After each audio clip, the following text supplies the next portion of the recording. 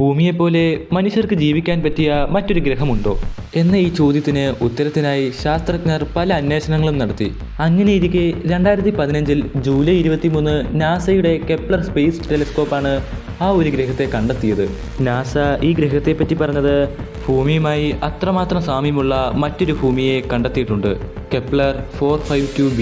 ഭൂമിയുമായി താരതമ്യം ചെയ്താൽ ഭൂമിയേക്കാൾ 60% വലിപ്പമുണ്ട് ഈ ഗ്രഹത്തിന്. അതുകൊണ്ട് തന്നെ അവിടെയുള്ള ഗ്രാവിറ്റി ഭൂമിയേക്കാൾ ശക്തമാണ്.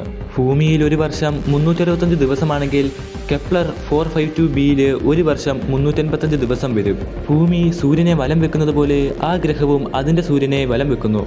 ഈ ഗ്രഹം അതിൻ്റെ സൂര്യനെ ചുറ്റുന്നത് ഒരു സേഫ് ഡിസ്റ്റൻസിലാണ്, അഥവാ ഹാബിറ്റബിൾ സോണിൽ.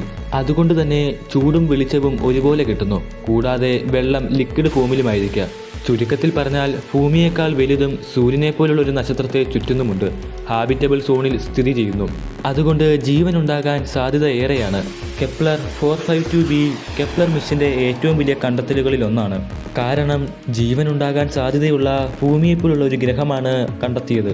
ചിലരുടെയെങ്കിലും മനസ്സിൽ വരുന്ന ഒരു ചോദ്യമായിരിക്കാം, മനുഷ്യർക്ക് ആ ഭൂമിയിലേക്ക് പോകാൻ കഴിയില്ലേ? ഇവ ഭൂമിയിൽ നിന്ന് 1400 പ്രകാശവർഷം അകലെയാണുള്ളത്.